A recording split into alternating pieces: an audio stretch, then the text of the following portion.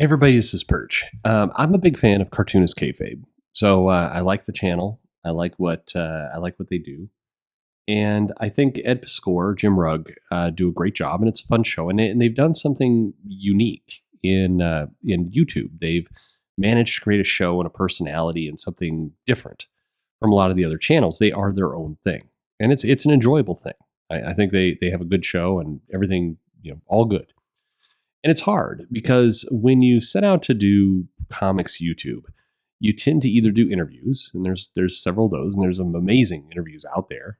There's kind of the more traditional guys from Word Balloon. There's the stuff that Rob Liefeld and Mark Millar do. There's some great stuff out there in terms of getting to know some of these creators. And if you think back on how things were, and I was alive then, I remember if you were running a comic shop in the early 90s, the idea of having these interviews at your fingertips at any moment, unheard of. I mean, that's incredible.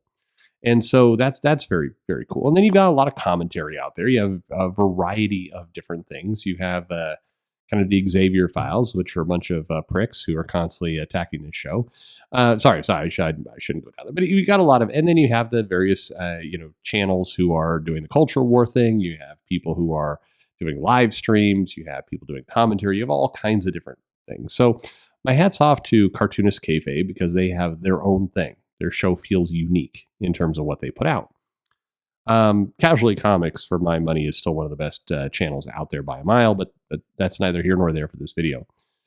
So Piscor and Rugg did the keynote address for Comics Pro, and this is a good move by Comics Pro. I thought this is basically accepting this kind of new medium. The cartoonist kayfabe guys and this new medium for comics, I think is pretty cool that they did that. This is not something, and somebody who's gone to Comics Pro many times and has been part of this whole thing. The idea that they would go ahead and lean into YouTube and more online culture is pretty. I don't know. It's a positive step forward. I'm still trying to wrap my head around it a little bit. It's not to form. This is not an industry that tends to accept or welcome some of these new things. And so I think that's a bold move. They basically give this keynote, and you can find it in various places. I think it's up. I think you can find it on YouTube for that matter. The Comics Pro keynote address 2023 Cartoonist Kayfabe. And it's worth a listen.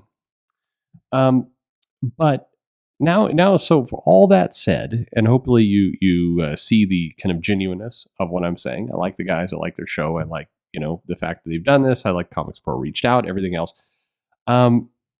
There's a missing beat in there. So basically, and keep in mind, a keynote address is meant to be a rah to retailers and to kind of get people going.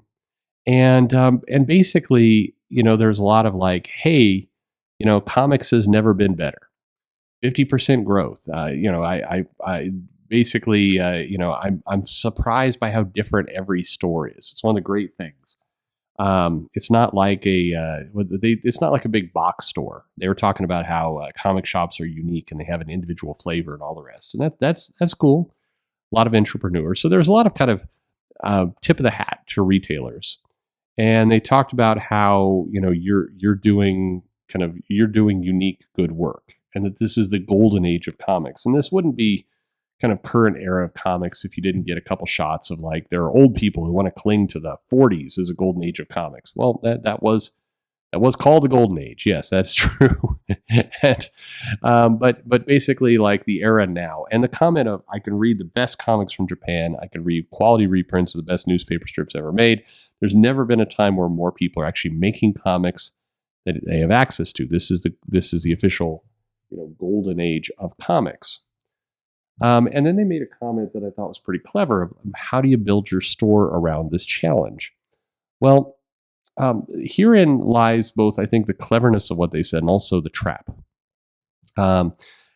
It is a problem right now where you have immediate access to all kinds of media. And even though there's lots of people, and they'll show up in the comments of videos that say they'll never go to digital, if you want to, you can basically have your hands on any comic pretty much anywhere within minutes, particularly if you're not concerned about stealing it. It's all out there, and the challenge to retailers is how do you carve out your place there? And the cartoonist kayfabe kind of went down this path, which very much fits them. Of hey, this should be unique, kind of the shop celebrating the culture, celebrating kind of this the history of comics and kind of they didn't do it, but equating a lot of the comic shops to kind of the underground hip hop, kind of the resurgence of vinyl kind of movement. That's all well and good, but all of these comments, and there's an undercurrent to all of it that really says, "Hey, comics are going to be niche," and I don't believe they have to be. So this is where there's perhaps a split between myself and I think a lot of people in comics right now, because I think more people than not are rapidly kind of charging down this path of comic book shops being kind of nostalgia places, them being unique, about them being individual, about the direct market being celebrated by being kind of its own unique thing. That, hey, there should be one amazing comic shop in every big city. And that should be a completely independently owned entrepreneurial thing. There's a quote: "If there's anything that we're doing that you think you could apply to your store, feel free to borrow, apply it, do it better, innovate, and we'll steal it back." That's very much again, that's an underground mentality of running a business.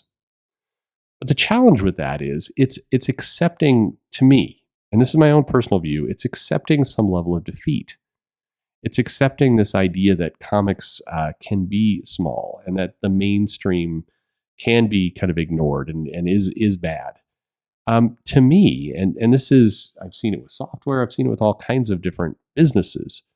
You have to have a strong backbone. You have to have a strong undercurrent. People come in all the time and say, "Hey, Perch, why do you talk about Marvel and DC so much? You should talk about the indies." And you're right. But it's also a recognition that at the moment, the industry kind of lives or dies by Marvel and DC. That's why I talk about them. They are key to the mainstream, whatever that is. The thing is, we need a strong, healthy mainstream in order to have a strong, healthy comic book industry. I don't think comic books should be things. Look, maybe it's just a dream, and maybe this is where I've made lots of comments about how the '90s are not as great as they people bank them out to be, and everything else. But I'll say this: in the '90s, there was this moment where comic book artists and writers could be celebrities, where they could appear on TV commercials, where they could make millions of dollars, where they could be dreaming up the ideas that you knew were going to be the biggest movies in the world at some day, and they were.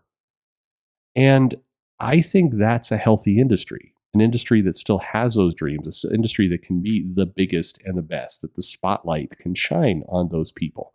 Now, I know there's a lot of people in comics that don't want that, that actually enjoy the kind of the small guerrilla type indie nature of comics. And for those people, good for you. I think you can pursue that dream. But I think comics does need to be bigger. I think Hollywood comics does need to be 4-star Michelin chef, a big spotlight, huge on a platform. It needs to be that, and it can be that. I'm not willing to accept that comics are just a collection of kind of entrepreneurs doing their own thing and doing kind of unique hip hop. I don't think comic shops are meant to be art galleries. I think comic shops are meant to be core to our culture. I think that they can be. I really do, because they've been that way in the past, and we're not so far gone that we can't reclaim it. I don't know, I watched this speech, and it's a good speech, and again, I'm proud of everything and like those guys. It just, in it was a certain sadness for me. There was an acceptance of where we're currently at, an acceptance of the less that I'm not ready to accept. And maybe that's the big split. Maybe that's the thing I need to go think about a little bit is my goal, my desire, my dream. And maybe it's, I just need to start taking more direct action. I think comics needs to be big. I don't want comics to be happy with being small. The thing is, you can have unique, small individuality with a big industry. You can't do it the other way around. If your industry is small, all you have left is the niche. Now, nobody wants to walk around being miserable, so I'm not saying you should hate the niche, but you shouldn't be satisfied with it. And yeah, I'm not okay with where we're at. I don't think I'm ever going to be. Are you? Thanks for listening.